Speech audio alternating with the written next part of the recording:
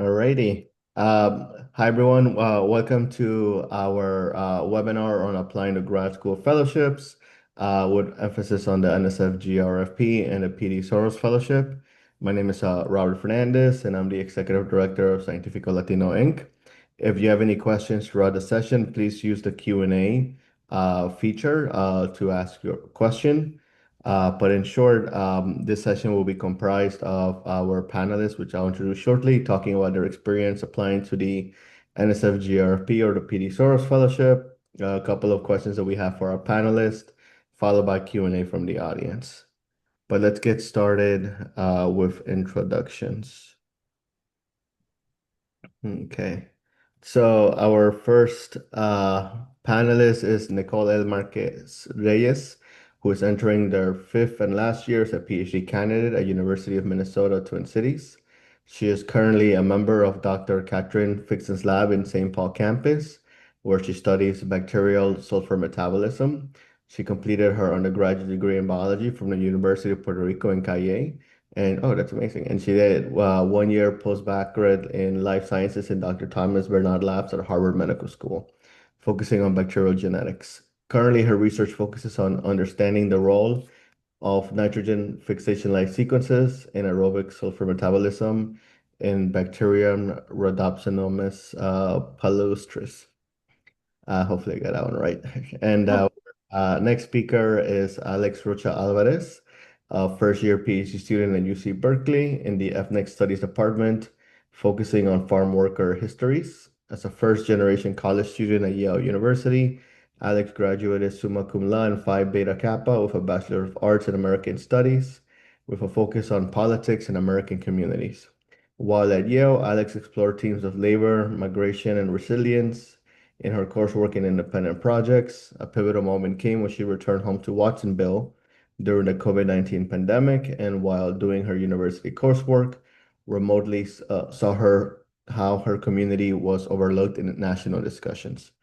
This realization drove her to study the history of Murphy's Camp, and she discovered that her home was built as a labor camp for Filipino workers in the 1920s, and thus has always belonged to farm workers.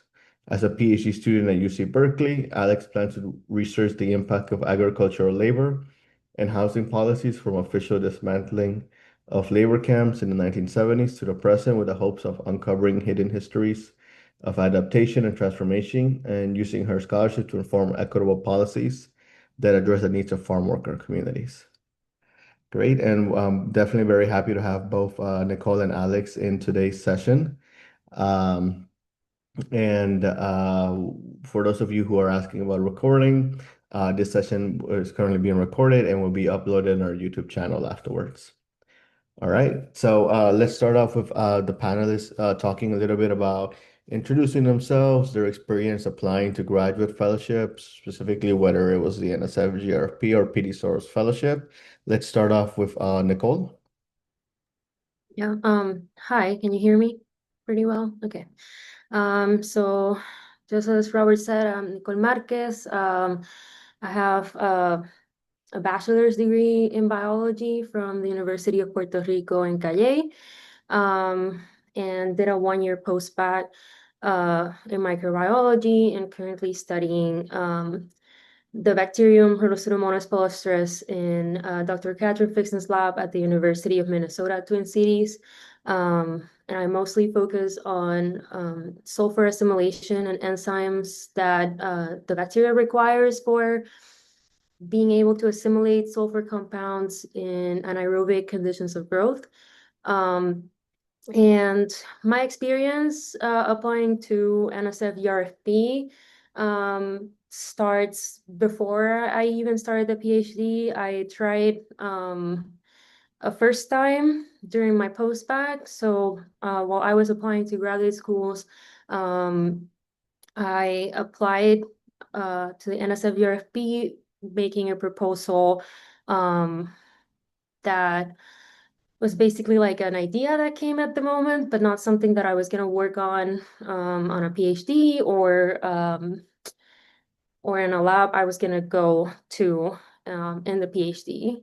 I unfortunately didn't get the NSF-GRFP that time, but when you get into the PhD program, you have 2 years where you can apply again, either your first year or second year. And so I decided to apply my second year because you can only apply once in those 2 years. And that time I wrote a proposal about one of my side projects that was basically something I was working on. So it was a little more deep into the research I was actually going to do. And at that time I did get it. And well, the experience I will be talking about today, based on the questions that come up, are based on that one specific time. Great. And now Alex. Hi, everyone. My name is Alex Rocha-Álvarez. As Robert said, I'm a first year PhD student in ethnic studies at UC Berkeley. I applied to the Soros Fellowship in 2024. At that point, I had already been admitted to grad school, but I deferred for a year. So I was in my deferral gap year when I applied to the PD Soros Fellowship in 2024. And when I applied, I had been in the process of trying to get some extra funding for my PhD. So I had my project set, which was to study the housing conditions of farm workers from the end of the Bracero program in 1970s to the present. And so I applied to the PD Soros Fellowship that year because it felt very aligned with both my personal story. I don't know if everyone is aware, but the PD Soros Fellowship is a fellowship specifically for immigrants and children of immigrants in the US. It's a new American fellowship. So, given that I'm doing farm worker studies, I felt like it would be a good avenue of a source to get funding and a way to present my work. So, I applied to that in 2024. In the fall of 2024, I went through the application process, and in the spring, I did the rounds of interviews. So yeah, that was the year. I'm just doing this is my fellowship year, so I just started 2025, and I will have that PD Soros Fellowship gives you funding for 2 years. Great. Thank you, Alex and Nicole. So let's start off with our first question. And I put information on the PD Soros in the chat for those of you who are unaware of it. And I'm also going to link the NSF-GRFP in the chat. Alrighty. So starting off with our first question, for respective graduate fellowships, what do you think you made your application stand out to reviewers when you received that fellowship that year? And I guess we'll start off with Nicole. Yeah, for sure. So the NSF-GRFP asks from your application that you get a proposal on your research, and then a personal statement where you also talk about not only your research experience, but things that you're planning to do on your PhD, and like outreach. I don't know if that has changed given the times we live in, but and then there's two or three like reference letters from people that know you and that you've worked with, or professors. I would say that from all of that, what really stood out based on the reviewers of the proposal was mostly my personal statement. I think they really wanted to see that you had experience to do stuff and that you knew like um, how to actually do research by yourself independently. I realized too that they check a lot your grades, even if it's like from time before you even started the PhD.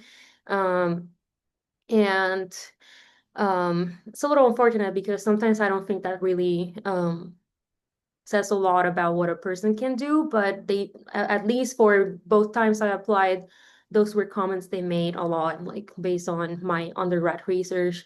Um, and then once they shift the focus from there, they see a lot on your research proposal that you actually understand what you're doing. So what is the bigger picture of your research, and um, also like how that bigger picture connects with the basic steps you're trying to do. So yeah, I would recommend to maybe like if you're in a PhD program right now and just write about the research that you're gonna do, because I thought that was a little more helpful, at least on my end, because that way you get a lot of help too. Since when you're applying to graduate school, or you're in graduate school applying to the NSF-GRFP, sorry, your first year or second year, so therefore you're either doing rotations or like joined a lab just recently, and it gives you a lot of help to just write about things that you're gonna work on. If you are planning to do this like before, it is also helpful to contact people that could help you out with like reading out the application and making sure that the experiments you're proposing and um, your experience is enough. And then Alex, feel free to elaborate on what do you think made your application stand out for the reviewers when you were applying for the PD Soros Fellowship? Yeah, I think the PD Soros Fellowship is very particular because the PD Soros Fellowship, although they are, of course, always invested in your academics, I have been told by people who have done the fellowship before and by the program directors that what the PD Soros Fellowship is really looking for is that they're looking for a story. They're looking for a good new American story. And so for me, I think when I was approaching writing my essays, crafting, choosing what to put on my resume, choosing who I want to be my recommender, if I want to include any, they have an optional exhibit section where you can put things from, let's say you've done some writing or some photography, or you have a little piece of a research paper that you've published where you can put it in there for them. What I was thinking about when I was crafting my application was how to create a very clear narrative arc using specific examples to show the breadth of who I am as a person and to share my new American story. So I can share a little bit about that here, because I do farm worker research. I think something that was really, really important for me to highlight in my PD Soros application was my personal experience growing up as a child of immigrant farm workers in a farm worker community. When I was writing my personal statement, PD Soros has two personal statements. They have one personal statement that is very specifically a personal statement about you and your new American story. And they have another personal statement where you get to talk a little bit more about this is kind of like the more traditional statement where you talk a little bit about your research goals, what school you want to go to and why that's the right program for you, and then like why you're applying for the Soros. So for the first essay, I really, really wanted to highlight specific examples from my personal experience growing up here. So I tried to draw a vivid picture of what it was like to grow up in this community, what I loved about growing up in this community, my first time realizing that growing up in a farm worker community had certain aspects of it that were setbacks for me, like learning about the history of pesticide use, learning about the history of the bracero camps and how the braceros were treated when they were living there. And I think that being able to showcase that in one personal statement and then in the other personal statement showcase how that led me to my research goals, what work I'd done so far in the pursuit of my research on farm workers, it made it possible for me to create a really clear story out of my work and really highlight who I am as a person, what drives me. So I think that if you're thinking about applying to the PD Soros, that's a good place to start, is to figure out what your story is and how you can present that to a panel of reviewers. Great. Thank you, Alex. And on to the next question. How can applicants tailor their writing for reviewers who may not be in their exact field? So I guess we'll start with Nicole, and feel free to mention if when you were applying for the NSF-GRFP, if you made the language a little bit broader or if you focused in your particular field. Right. So I do I did in fact try to make the language a little broader. But you find out that 2 pages is not enough to just go over absolutely everything. So I would say yes, be a little broader when you're writing. So like if you need to define something, take the time to do so. But absolutely, when you're writing these 2 pages, focus on very basic things. So like make your aim 1 or aim 2 like things that are like a very specific question from that broader impact. So like you minimize it in the aims, and then if you need to be a little broader, just be a little broader in the introduction. And if there is a word that you think like it's very niche to your field, those are the words I would probably go in depth and explain them at least with a sentence to the people, so that it will be easier for your reviewers if they're not from the same field, that they'll get like a better sense of it. Great. And Alex, similarly, how can applicants tailor their writing for reviewers who may not be in their exact field? So I'll also put this question too in the chat. And then definitely, I think coming in from a perspective outside of the sciences, I think it will be also to talk a little bit about your experience. Yeah, of course. Like I said, the PD Soros is a little bit different than the NSF because they cover all fields. They do PhD programs, they offer support for masters, for law school, for med school. And so that means that your reviewers can come from truly any field. You're not promised that they're going to come from a science field, or for me, I didn't know that my reviewer was going to come from a social science field. So something that I was thinking about, especially when I was writing my research statement, was how do I make this legible to someone who may never have heard the words environmental racism before? Someone who I did think about, like, maybe they're not someone who, if I'm talking to a really STEM person, maybe they don't see the value in social sciences or the humanities. So for me, I was really thinking about how to make this seem important and valuable for a broader audience. So for me, it was whenever I had any jargon that I felt was specific to my field, I would try to see if I could find a simpler word to say. So instead of saying um, laborers who live in farm worker camps suffer from exposure or like suffer from environmental racism, I could say people who live in farm worker camps often get very sick because of exposure to pesticides. That's giving a specific example that avoids the use of field specific jargon. You can also, if you need to use jargon, like if you're in a heavy sciences field, get clear on which aspects of it are really, really important for reviewers to actually understand and know, and which aspects of it are not as important for them to understand. Again, this is very specific to PD Soros Fellowship. I feel like for science fellowships, it'll be a little different. But what I've heard is that they don't always need to know the intricacies of your work and your research. They really, really need to understand the impact of your work and why your research matters. So try to highlight that instead. And if you do need to use jargon, that's totally fine. Just try to define the terms in as simple of language as you can find, but know that these are going to be very smart people. So try to think about it as if you were explaining it to a very smart friend who's outside of your field. And I think that would you'll be able to get there with most of the reviewers that way.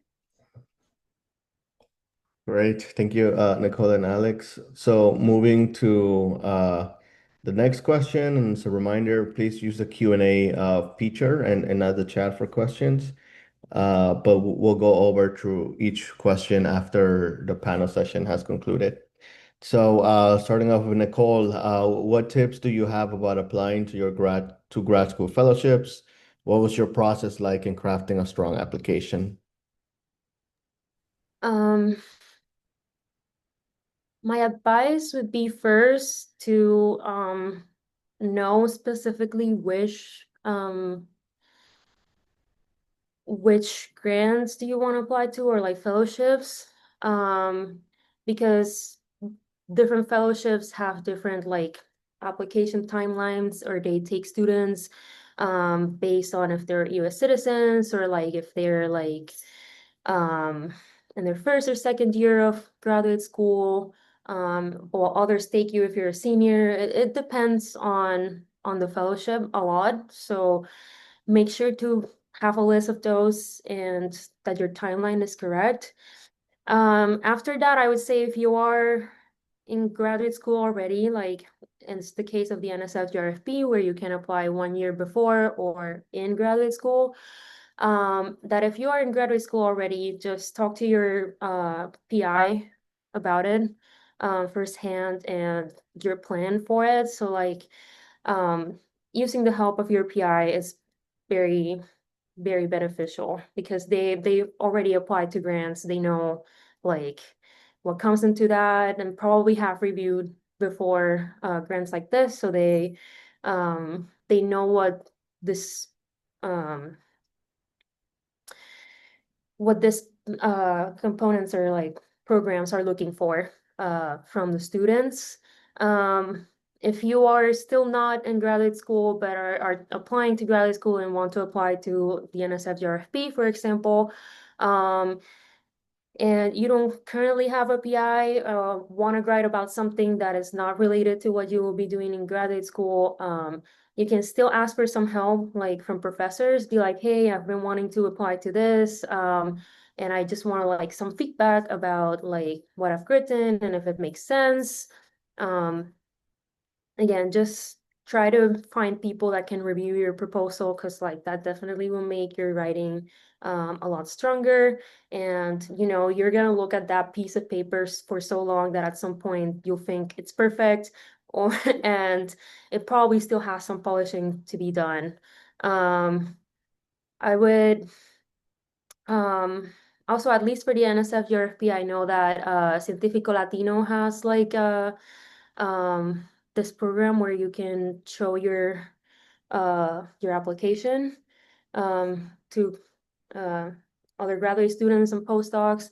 And so again, also helpful to have other people see those things. Apart from that, reading a lot, making sure that you understand what you're trying to do, and revise what you've done in the past. So basically, is your CV up to date? How can you actually like write that down in simpler form and summarize in that personal statement? And definitely revise your contribution to the programs, both on research and as a student in academic. And then just a quick follow-up, how did you prepare for the NSF-GRFP fellowship? Oh, yeah, so um what I did first to prepare for the NSF-GRFP was to read in order to look for a question that I could like form a hypothesis on, something that no one has done before, basically, and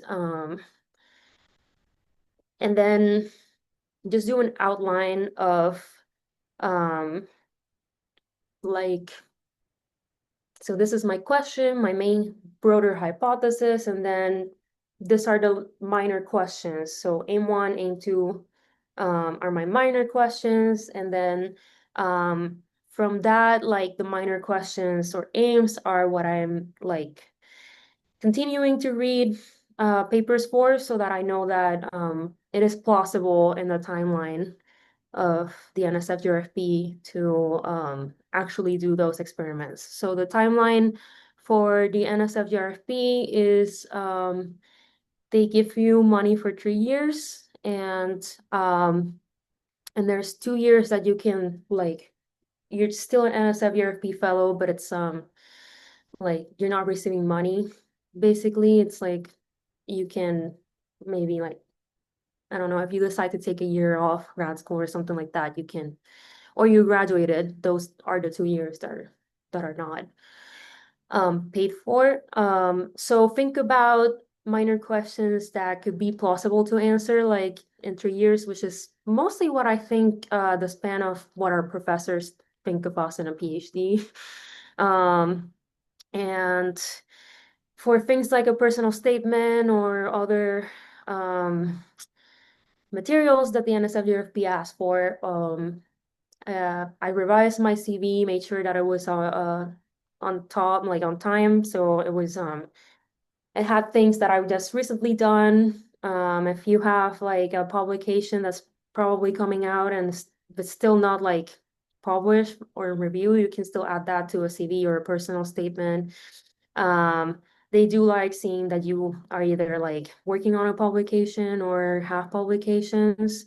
And I contacted professors that I knew me for my work and personally, and let them know ahead of time. So like a few months before that, by this time I needed the reference letters and what it was for, sent them my CV, and ask for transcripts. They ask for transcripts as well. So make sure that you ask that from undergrad. If you did a postbac that had classes, you ask that too, or the PhD program. Great. Thank you, Nicole.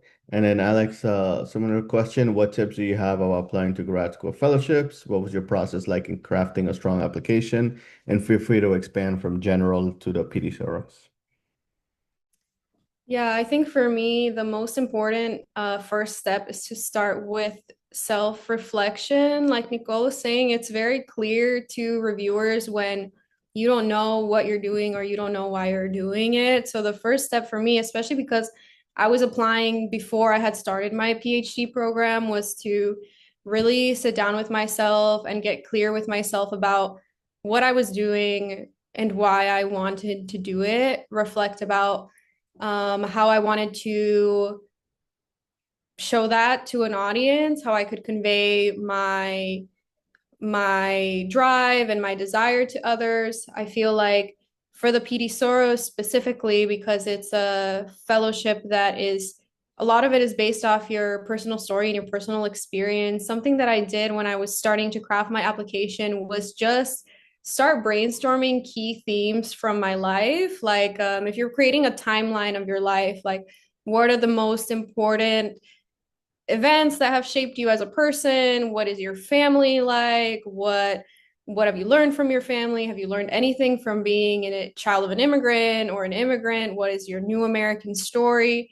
This is just a brainstorm exercise, and a lot of that didn't end up making it into my final personal statements as written, but it did influence how I was presenting myself in my application. So I would say when you're brainstorming, don't limit yourself, really reflect for yourself, create a document for yourself that you can pull on when you're actually drafting the application, because you don't want to start off brainstorming, okay, what are they going to want to hear from me? I truly think that for fellowships like the PD Soros, your authenticity is going to be your greatest sell. If you can be vulnerable with them about certain things, if you can be real with them, that's something that shows a lot of courage in an application like this. So I would say that would be the next step for me, would be brainstorming. I started early. The PD Source application opens in April and it's due in late October. So I opened up the application in April. I had the questions on a little Google Doc. I didn't write anything in the beginning. I was just reflecting and brainstorming for myself. And then when it got to about June or July, that's when I started outlining, okay, from this big list of all these events in my life that have been crucial to me, these events in my academic life that have shaped who I am as a scholar, what's going to fit for each of these essays, what's going to fit for these questions. Stuff that didn't fit, I thought about, is there another part of the application where I can showcase this? So if it didn't make it into my personal statement, can I showcase this through my recommenders? So that affected who did I choose as my recommenders? Because I had a lot of, I have my work that I do with farm worker studies, and then I was doing at the same time, I was doing a lot of really cool work with the LGBTQ community in New York that wasn't relevant to my research interests, but I felt really was an important part of me that I wanted to showcase for the reviewers, was to show that I have a diverse set of interests, that I'm interested in community work. So I picked a recommender from that organization to be able to show that aspect of myself without taking up room in my personal statements when it wasn't relevant to what I was going to study. So I would say definitely find different places in the application where you can showcase different aspects of yourself. Once you have your outline, you can create your first draft. Don't get too hung up on making it perfect. For me, my first drafts, I was like, okay, let's brain dump, let's create a story. Obviously, a lot of this depends on you giving yourself time. If you're stressed at the end, it's going to be very difficult for you to let go and be able to just brain dump when you're writing your first draft. So try to start early. And when you have your drafts, get feedback from people who are outside your field. So you can get feedback from if you have any academic advisors, if you have other people in your field that you respect, definitely get feedback from them, but be really sure to have at least one person read over your application who's not familiar with your work or who is outside your field, just to make sure that what you're saying is actually legible to a broad audience. Because I had some things in my application where I was like, everybody knows this stuff. And they were like, no, you need to like actually explain, because these reviewers are not going to be familiar with your life story. They're not going to be familiar with these terms you're using. So be sure of that when you're using your drafts. And then when your drafts are done, what I did was just read over everything that I had. So I looked at all of my personal statements kind of next to each other. I looked at my optional exhibits. I looked at who I picked as my recommender, and just make sure that it feels consistent and there's nothing in there that feels like it comes out of nowhere or it's not explained.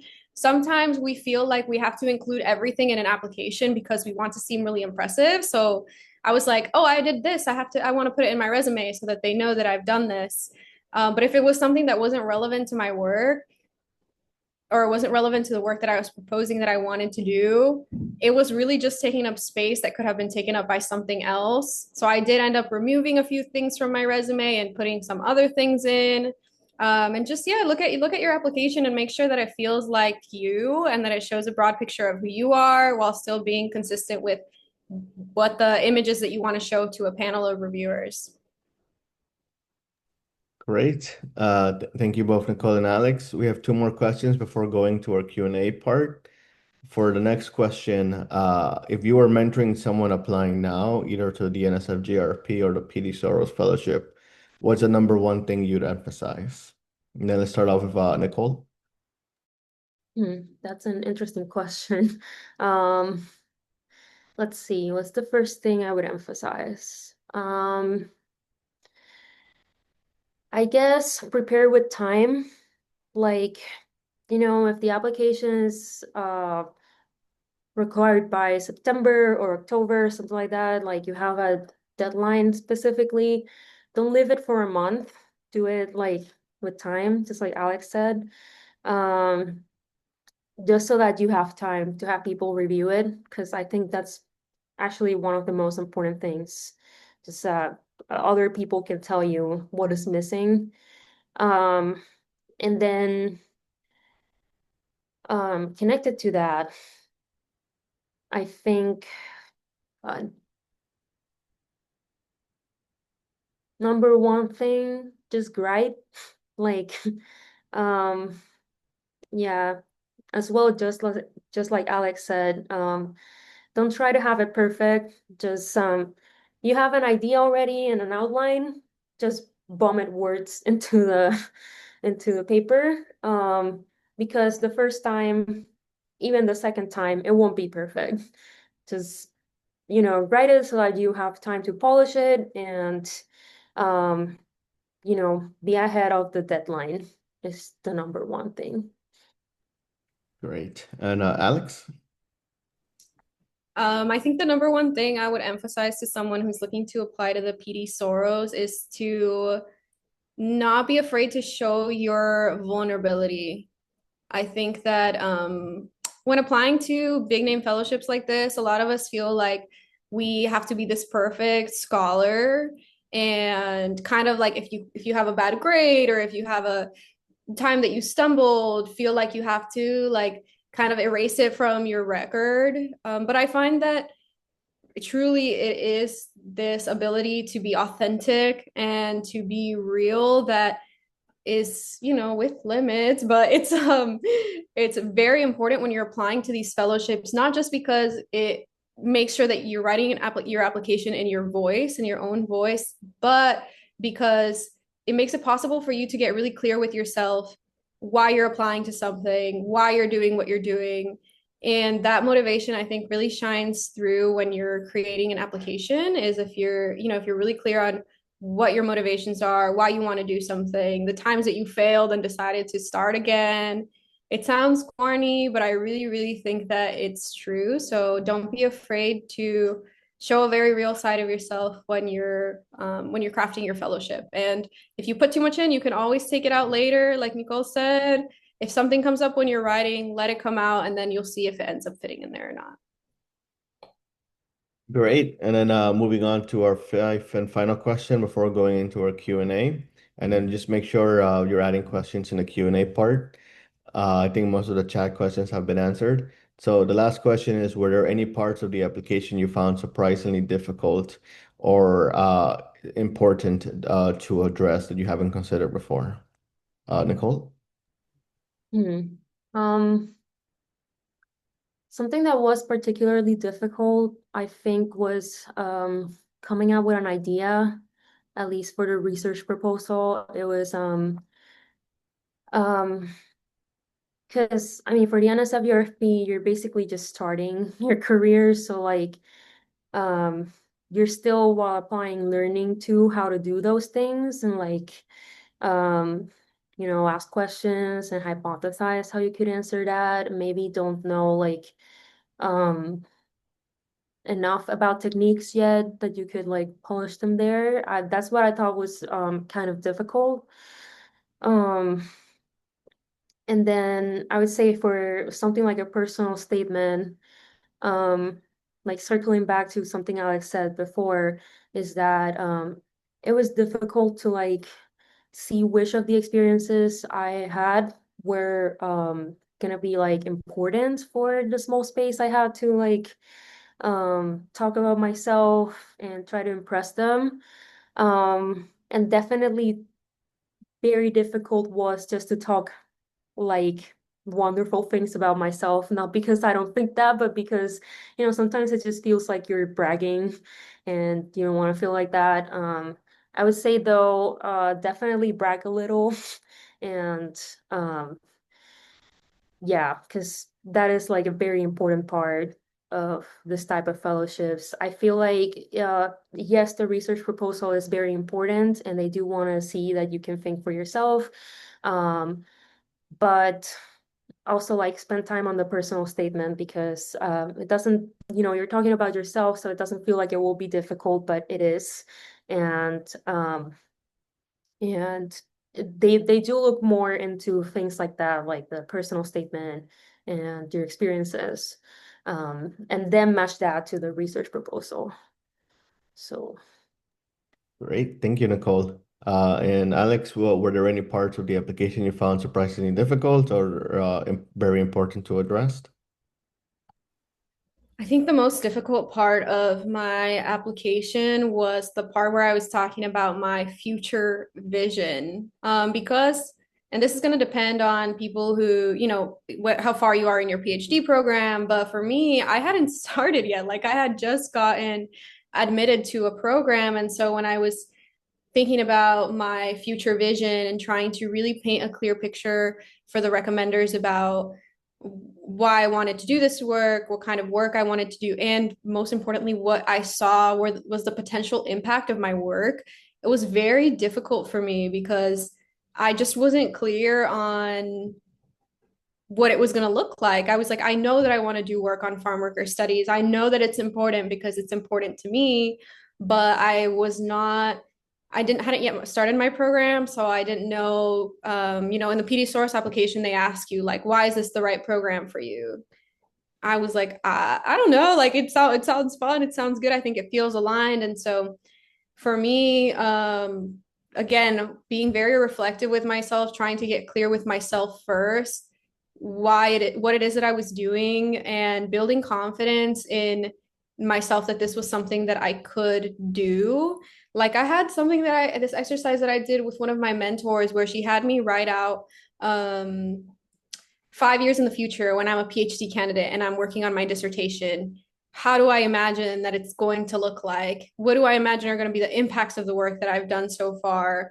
And that was a good exercise for me because it allowed me to visualize with confidence what I'm going to look like 5 years in the future. So that when I was writing my research proposal, I was writing my statement, I could I could really paint a picture for the committee and show that this is something that I feel confident in myself that I'm able to do. Like I didn't use any of the I hope to. I was like, I will do this, and so I think that that was surprisingly hard for me, but I do think very important is to not just exude confidence, but really feel it for yourself because that comes through. Great. Thank you, Alex and Nicole, for all these insightful answers through the Q&A part of our panel session. Now we're just going to go in addressing questions from the audience. So definitely feel free to submit your Q&A questions in the Zoom part and not the chat. We do have roughly 15-20 minutes for questions. But this one has been asked throughout, so I will ask this particular question for Alex. What kind of questions do you usually ask during the interview? How long was the interview? And feel free to share your interview experience. Yeah, of course. So the Soros interviews, when you get told that you're a finalist, and then there are two rounds of interviews to happen on the same day. Each interview is, I think, a half an hour, 25 minutes to half an hour. So you do one interview with a panel of interviewees first, then you get a break. Last year it was on Zoom. I know sometimes it's in person. You get a break, and then you do the second interview with another half-hour interview with a different set of panelists. In my experience, most of the interview questions were about my personal statement. They do ask personal questions, and like they were very interested in knowing what it was like for me to grow up in this farm worker community. They asked this question out of left field from something that I hadn't put in my application. I wasn't prepared for it, but one of my recommenders had mentioned, which was a personal experience that I had with a family illness. That one caught me out of left field. Something important to know with the Soros interviews is that anything that's mentioned anywhere in your application is fair game. So anything in your resume is fair game, anything in your personal statement is fair game, your research statement is fair game. Most of them were personal questions. They really wanted to know, like, what drives me? What kind of person am I? I had some questions that had to do with my field around, like, I had this question that threw me that was about, if your goal is to impact farm worker communities, like, why do you want to be a researcher? Like, why not go into community work? I had this question that was about, how will you engage with people who don't believe in the value of ethnic studies? So some of these questions, like I said, I didn't have too many questions that were very specific to my field or my research. Like I didn't get too many questions that were like, tell me more about the specific methodology that you're looking to use. Most of them were pretty broad. But in terms of preparing for the interviews, I would just say, like, get really super familiar with all of your materials, all of your optional exhibits, all of, anything that you put in your application, get really familiar with it and practice with others. Like, make sure I had my sister help me, I had other people help me. And so just, see what kind of questions they come up with based on your application, make sure that you're getting a ton of different kinds, and be prepared for a curveball or two, because they do that on purpose to try and throw you in those interviews.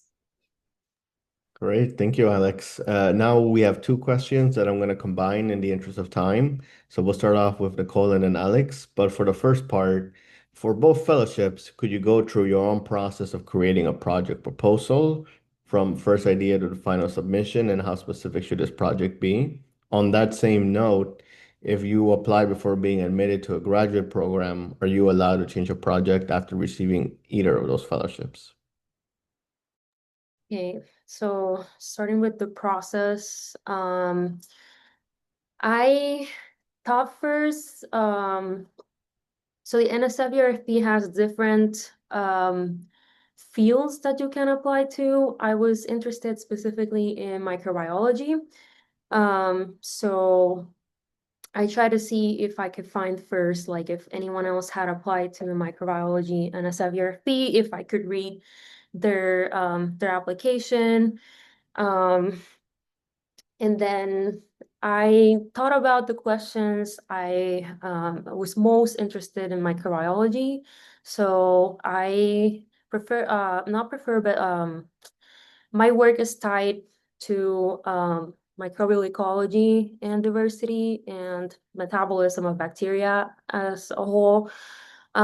So when I was looking into questions that I could ask for a proposal, even the time I applied for graduate school, it was mostly like things about microbial communities in certain places that are understudied, and how that would, learning about that would be important in our society. And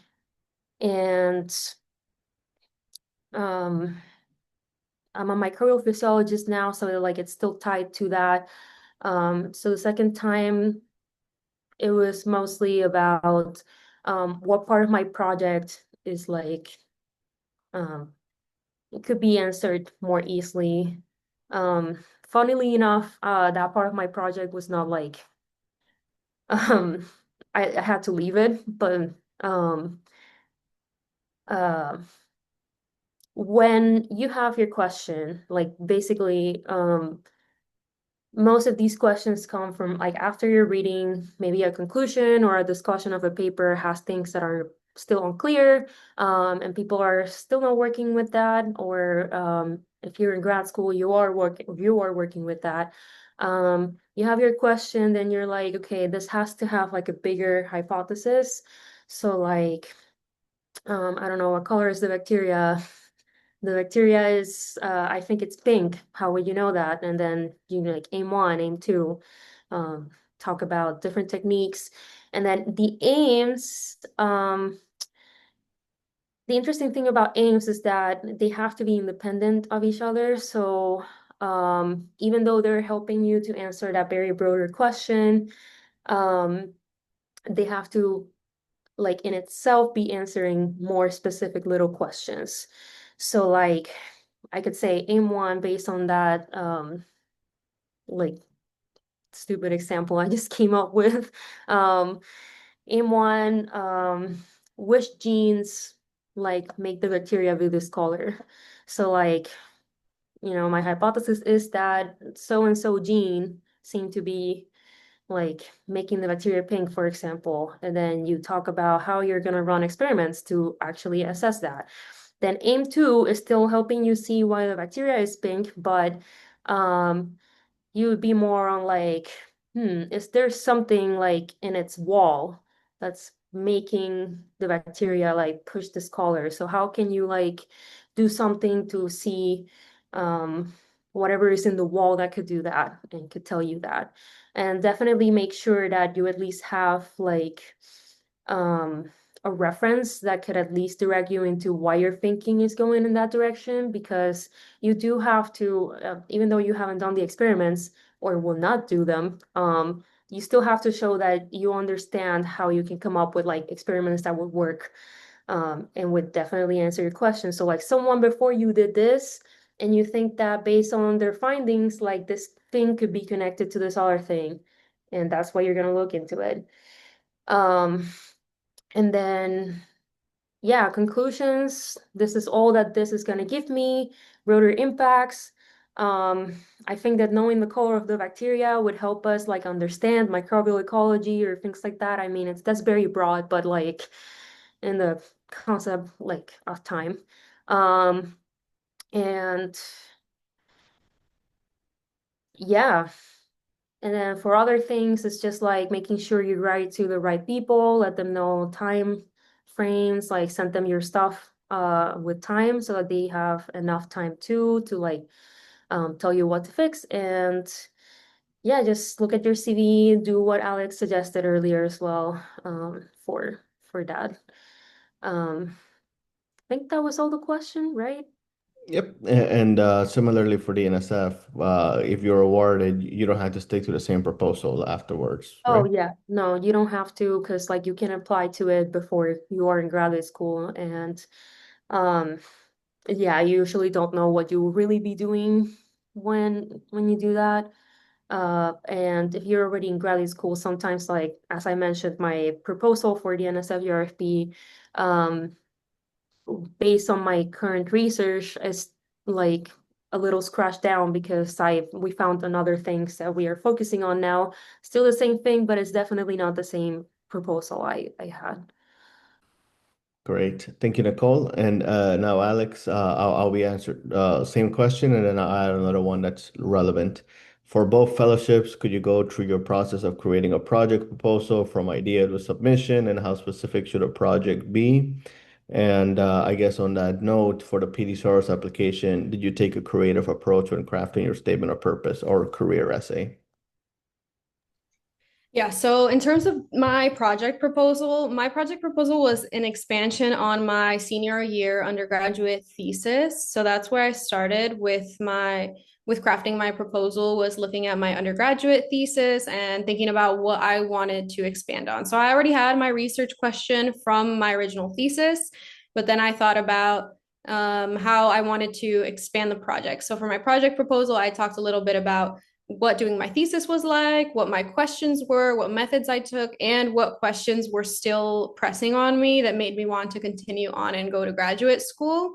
And that's kind of how I approached that one. The final submission was basically talking a little bit about that. And I did take a creative approach with both of my essays. Something that I talked about in my application other places was that I'm also a creative writer. So I felt it was appropriate for me to take a little bit more of a creative approach, definitely more so with the personal statement. But even with my career essay, I remember I started with a visual image of what it was like on the days that they were spraying pesticides in the fields around the camp. And so that was my entry point into the career essay. That was this personal experience that drove me into wanting to do my research. Great. And then moving on to the next question, there is one question for you, Alex, that you could answer from, say, writtenly, but verbally, any advice on selecting people for recommendations? So both Nicole and Alex could answer this. Right. So approach to asking for recommendations, I would say people that you've worked with. That's I feel like those are the people that can speak a lot more on your capacity as a graduate student. And maybe someone that has given you classes before as well. Maybe not just one class, but if you've taken different classes with the same professor, that person probably knows you enough. Yeah, if you're in grad school, you're a PI. If you're not in grad school but are in a lab working, ask the PI as well. I would say when you ask these people for recommendation letters, just make it like quick in the email and simple, like, hi, my name is so and so. I'm in this year of, I don't know, undergrad or graduate school, and I work with this right now, but I'm applying to graduate school, or I'm studying this in graduate school, and um, think that you could write me like a recommendation letter for this. Let me know if like you think you can write a strong recommendation letter. I would definitely add that sentence because like sometimes people would say yes to write a letter, but like probably is not the strongest. Um, and always put your CV. Every time I send emails like this, I put my CV. And I'm like, so here's like my CV, and in case like we haven't talked for a while, that they know like what I've been off to and they can ask me further. Um, so yeah, and if they ask you for like 3 recommendation letters, at least ask for people in case one person doesn't like um show up on time with their letter, or they don't answer your emails, like when you remind them like, hey, the deadline is this, um, that you have a backup. I think that's very important. Great. Thank you, Nicole. And similarly, Alex, any advice on selecting people for recommendations? I feel like for the PD Soros, choose people who can speak to your character, choose people who know something about your personal experience. Like for my application, I had my Even though she didn't get to see my scholarly work, I had my boss from my nonprofit job submit a recommendation letter for me. And that was because I felt she could speak to my character and she had seen me do community-based work before.